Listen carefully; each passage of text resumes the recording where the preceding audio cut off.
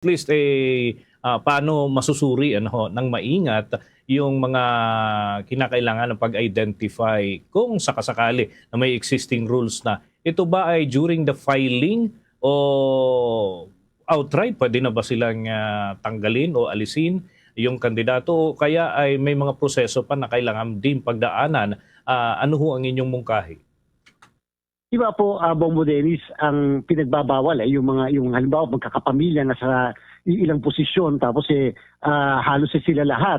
Hindi po papapasok lang yun kapag nahalal na. Paano kung hindi pa naman nahalal, kandidato pa lang, natalo din naman lahat. Paano po yun? Di walang dynasty na pinag-uusapan. So, sana po mapagdesisyonan po ng ating pong kagalang-galang na Kongreso kung ang kanselasyon ba at diskwalifikasyon ay bago o pagkatapos ng eleksyon pag nahalal na para malaman talaga kung sino yung magkakapatid, mag-asawa na may hawak ng pwesto na pinagbabawal. Kasi nga kung prior to kandidato pa lang, parang baka kasi ma-question doon sa issue ng yung tinatawag nating opportunity for public service. Nag-o-offer ka pa naman hindi ka pa naman talaga nahahalal. So yan po yung isang pag-uusapan din. At saka remember, Bongbong Dennis, na-interview niyo ako dito, meron po kasing decision ng Korte Suprema yung kaso ng Peñera versus Comelec na yun nga pinapaliwanag natin, walang choice si Comelec, walang magawa kami. Sapagkat po yung sabi ng Korte Suprema doon sa kaso ng Peñera versus Comelec, kahit pinag-file namin sila ng candidacy, sabihin na natin Bongbong Dennis, Bongbong Eber, October of 2027, kahit nag-file na ng candidacy ang national at local candidates, hindi po ba sabi ng Supreme Court sa kasong yan, sila ay kandidato lamang sa unang araw ng campaign period. Kailan po yung unang araw ng campaign period?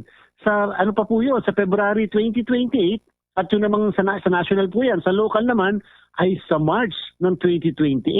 Ibig sabihin pala kung magpapail ng kandidatura sa October ng 2027, hindi pa po pala kandidato. So paano natin sila i-disqualify bilang nag-violate ng anti-political dynasty? Okay. Ang akin hong katandem si Bongbong Ever, may ilang punto rin na nais pong maitanong.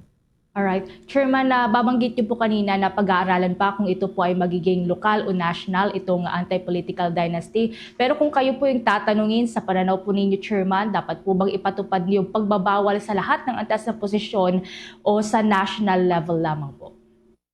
Alam niyo po, maganda po sa ganitong klaseng proposal. Although sabi ko po, Bongbong Ever, wag lang ako. Ito personal na lang, wag na bilang ang komisyon. Maganda po simple lang muna, dahan-dahan. Wag munang ibibiglain natin. Halimbawa, wag muna tayo mag-4th degree. Maganda, 2nd degree muna.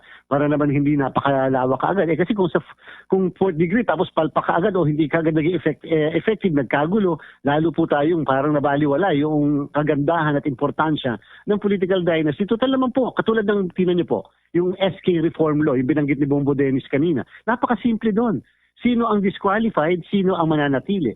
Ang sabi doon, kapag kaya nagpapail ng kandidatura na SK ay related by 2nd degree, ikalawang baitang, 2nd degree, sa isang nakaupong national official, isang provincial, isang regional, o kaya naman municipal, o kaya naman city, o barangay, kahit yan ay anak mismo ni Kapitan, ay disqualified si SK. Napakaliwanag po. Hindi po ba? So, hindi kinakailangan na interpretasyon dyan. Napakadali rin ipatupad ni Comelec.